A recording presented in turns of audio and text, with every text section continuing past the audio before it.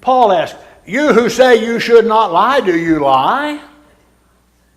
You who say you should not commit adultery, do you commit adultery? Good questions. Do you say and do not? Are you the kind of example? Paul told Timothy to be an example to the believers. Do we have a right to ask of our teachers that they are faithful, that they are sincere, that they are studious, that they are truthful, and that they are good examples? Do we have a right to do that? Why don't we? Sometimes we are so desperate for teachers that we will take anybody. And as I said last night, all you have to do to pass the test is have a pulse. God forbid. We require academic standards of those who teach our children math and history and English and the like. And you can go to heaven and not know any of that. And we'll let about anybody teach our children the Bible, and you can't go to heaven without knowing and obeying it. Explain that to me. Now we need to be reasonable. And I understand we're working with a staff of volunteers. I get all of that. And I understand that there are some people who will raise up and object. But until we get serious about Bible school, we'll never do any better at Bible school. Okay? Whew. That's about all I know about that. Questions? Comments? Observations? Yes, sir. Well, I think, in teaching the kids, they have to get under respect. Yeah. And a lot of them come, and I'm going to say occasionally, because, the parents, you might see the kids in your class once a month, maybe, But when they come in and look at the class, they're not where you were in the last 3 weeks. But you got to make them feel comfortable. Sure. And, with me, I give them a hug. Hey, glad to see you over here. Sure. And help them along. Not good readers. Okay, yes, but just read this sentence. It's simple, one around. And if once you do that, and after class, you see them and you give them a hug. You talk to your kids. Not just do the class, walk out, and that's the end of it. Yeah. I agree. And if you're this kind of person, you'll do those things. And the last one I did not draw up is a positive attitude, which simply says, I want teachers who want to be there. When a teacher walks in and says, well, I really didn't want to be here, but I'll just fill in until they can get somebody. They couldn't get somebody else. Next. Okay. I want somebody who says, I teach because I love to teach. Yes, ma'am. Oh, sir. I'm sorry. I thought it was her hand. I wonder how she got her arm in that position, but now I know. Just the way I placed it. With your experience, how did you, or how do you talk to those who volunteer for classes that are clearly unqualified to teach them? Well, I think you have to have to be a teacher in our program, and you have to let it be known, here are some requirements. And if a person is not qualified, I think we have to be honest and say, I don't think you're quite ready yet to teach. Let's work at getting you ready. Have a plan. I think it's one thing to say you cannot do it now, and it's another thing to say you can't do it, period, because you're just unqualified. That's cold, okay? So you're not quite ready, but here's what we can do. We can put you in as a helper. Would you be happy with that? Let you observe with somebody else. I think most classes ought to have 2 teachers anyway, 2 people in there. And the reason I say that, and maybe you do that here, but if you've got a bunch of little ones and Susie has to go to the restroom, you got a couple of possibilities. You either leave and take Susie to the restroom and leave the rest of them to go wild, or you send Susie by herself hoping that she'll come back. And neither one of those are good ideas. They really aren't. So if you've got 2 teachers, you've got that covered. I would say, can we do that? Or we can say, we have a class to prepare people to teach. There's a fine little book called Teach with Success. It's not a little book, it's an 8.5 by 11 book. Teach with Success. And I recommend it. And you have your people go through a class. And as you need to set down the parameters, the requirements. To teach in our program, you go through this class. To teach in our program, you go in as a helper first. I think that takes care of those who aren't qualified to teach. Yes, sir. I really appreciate what the different points you're making here. If I may, I wanted to add that, teachers need to remember you're a teacher for a reason. You're not just there to fill a vacancy. Yeah, amen. And that being said, I believe that, well, at least it's only me. I'm trying to say this in the most humble way that I know how. You have to have a certain level of self-confidence about what you're teaching. Yes. And you will if you do study. Yes. If you are faithful and if you are all that. Yeah. You have to have a level of self-confidence. You may not be the brightest, smartest person in the room, but you got to be confident in yourself about the material or whatever it is that you're trying to teach in order to, to be in control of the dynamics of your classroom, or whatever you're doing. I remember when I was in college, I had to speak at one of those college lectureship, and I had professors from, Harvard and all that in front of me. It can be scary, like teaching an adult class up here may not always be the most comfortable thing to do, but always trying to develop the self-confidence that will boost you up in order to. I agree completely. People ask me if it scares me to speak in front of a crowd. And I say it depends whether I'm ready or not. If I'm ready, I don't care how many are out there. If I'm not ready, 2 or 3 can scare me to death. Okay? It's not the size of the crowd that scares me. It's whether I'm ready to do what I'm supposed to do or not. I've spoken to some big crowds with a lot of PhDs out there, and I figured if I'm ready, I know as much about it as they do. I've studied hard for this. Yeah. Yes, sir. Is there a reason why that this long criteria, which is good, beneficial, is not implemented so often? In my experience, I just don't see it. We're afraid we won't get any teachers. We're afraid we'll lose the ones we got and won't get any new ones. I think it'll work exactly the opposite way. I've seen it work the opposite way. I've told you in places where I've served, we put this program in, and we had some teachers who quit. But in the end, we had more teachers than we ever had before, and they were qualified and prepared to teach. Yeah. But we're just so tenuous. It's like, what will we do? Who will teach Susie? Well, let's get a good teacher to teach Susie. Let's get somebody who's prepared and wants to teach. Let's prepare somebody. Yes, sir. Yes. How can we deal with a person that he always want to teach and help? He wants to. And I asked him if he want to teach. He says, I want to. But when come this kind of seminars, he doesn't have time. Yeah. Or when he has to come on time in other classes, he don't come on time. Yeah. I mean, he has so much work in his secular life that he don't have time to study, but he wants to teach. He wants to be participate.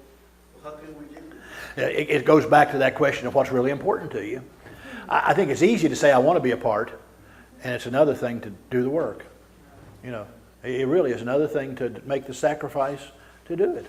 I know we're all busy, but I think somebody who wants to teach will find the time and the energy to teach if they really want to. They may have to give up something else. I plan to go home this afternoon and watch football, I guess, unless somebody else has got other plans for me, because I'm a football fan. But if I had a class to get ready in the morning that I was unfamiliar with, I'd turn the TV off and get ready. Some other brothers, they're like, no, you have to have patience, you have to think, about, he has to be trained. Yes, oh yes, absolutely. So we break his heart, or Yeah. we just, you have to do something. I think you're right. Yes, ma'am. What do you say to people when you ask them to teach and they say, well, I've done that already, I'm not. I've Yeah. done that, I'm not A part of that I can be sympathetic to, because we have worn some people out. We really have. We get a good teacher and you just don't give up on them, and you have them in a classroom forever and ever and ever, and they get tired. And they want to have a week away, but they don't feel like they can really even go any place on a Sunday or a Wednesday because they'll miss their class. And we lay guilt on them. Oh, if you quit, what in the world will we do? That's why I believe in teacher rotation strongly. But sometimes it's just an excuse because I really don't want to do it. Okay? I think we have to re-inspire those people. I think we have to challenge them again. We have to say, you have so much to give, and if you're tired of working at that level, is there another level you would work at? Would you help train a teacher for that class? Would you go in and see how Sister So-and-so is going to do and offer suggestions? But again, final analysis, I don't believe in twisting anybody's arm to get them to do anything. Because if you have to twist their arm, you have to keep them in agony, and that's no fun. But I would say you try to encourage, you try to redirect, you try to challenge anew, that kind of thing. Give teachers a break. It keep them from, I think, just wearing out. We got 2 or 3 other questions. We'll take them. We do need to take a break. Yes, sir. What do you think is a good or reasonable rotation frequency that is, doesn't burn out the teachers, doesn't burn out the poor people who are trying to find the teachers, but also is effective for the kids who can't see teachers changing on a weekly basis, No. Whatever, No. because there's no continuity. No. I think quarterly at a minimum. Sometimes churches every 13 weeks. A lot of written curriculum is on a quarter basis. And so you teach for a quarter. At where I am now, you do it by quarter, and they change every quarter. I would think that no more than a couple of quarters in a row, because then you just get tired. And you don't feel like you can be away. And we ask our teachers, would you rather teach in the spring or the summer or the fall or the winter? Because some of them, they travel a lot in one particular season. We've got in our area some snowbirds who go to Florida for the winter. And so we say, which quarter is best for you? And for instance, I'm teaching on Wednesday night in the adult program now for 2 quarters, and then and not on Sunday morning. And 3rd quarter down the road, I'll go to the teenage class on Sunday morning, and I won't teach on Wednesday night. So I'm even in the rotation and switching off. So I would say a quarter to 2 quarters. You're right. If it's every week, it just wears kids out. They don't know who's coming in, who's the mystery teacher this week, and that's not good. There's no continuity. Okay, take another question, and we'll take a break. Did you have your hand up? Yeah, I was just going to add on to what the gentleman over there had said about, sometimes secular life takes over. Yeah. And part of that too is if you have, a network of family or friends or whoever that, aren't necessarily Christians, they look at you like, you're going to church again? It's like, you're always on this, to make it sound like you're on the conveyor belt of church. Yeah, yeah, You're around the warehouse and never leave. But I think that's, in a way, it inspires those that aren't necessarily coming with you or aren't interested or whatever the case is. While it's, the devil peeking his head up a little bit when they're asking you those things and kind of giving you other opportunities. I think on the other hand, it kind of galvanizes your conviction to go. Because if somebody says to you, well, you spend an awful lot of time going to church, spend a lot of time in church, or always at meetings, or always at this, that's one thing. But on the other hand, you're then galvanized because you're not turning around saying, yeah, you know what, never mind, I'm going to go watch the game, or I'm going to go over to my buddy's house, or I'm going to go do this or do that. So while it's kind of a negative and a cynical at face value on the inside, it's kind of empowering also. Okay. 2 observations about what you said. Number 1, we've all got the same amount of time. Nobody's got any less time than anybody else. I mean, you got 24 hours in your day just like I do. Okay? It's how you use the time. And secondly, when Jesus wanted something done, He always got a busy man. He always got a busy man. He chose his apostles, and they were doing something. They were busy. Peter, Andrew, James, and John were fishing, not for fun, but for business. It was their job, and they left their nets and followed him. He had a tax collector who was sitting at the seat of custom doing his job. He chose people who were busy. If you wait till you find somebody who's not busy to get them, you're never going to do it. Because busy people say, I'll put first things first. Okay? I said one more question, I lied. Because we got two brothers who are going to shoot me if I don't get them in on. Yes, sir. You mentioned the bend-over era. Yes. And the timeout era. Well, that produces two type of parenting. Yes. And remember, parents end up as teachers too in Bible study class. So faithfulness, sincerity, studious, truthfulness is from an example of being disciplined. Yes. The only thing I learned is from timeout is my time is up. Yeah. And I can get off the steps or I can get off the stool. Yeah. But I learned a whole lot more when Mrs. Johnson hit me as a sophomore in high school in the North when I got hit in the South, and I told her she can't do that, and she took me outside of the class in the high school and hit me again. I told her, don't ever say that. Yeah, there And you then go. she called my mom and she hit me when I got hit. So I learned a whole lot, because I'm 56 now telling me that. Yeah. Then if Mrs. Johnson would have timed me out, I would have just waited for my time up. Yeah. We battle parents in the church just like we battle parents outside, but we only have Sunday morning because we don't see them on Wednesday. But we are producing Broadway stars, but we can't get the parents to understand how important it is for them to memorize Matthew, Mark, Luke, and John. You're right.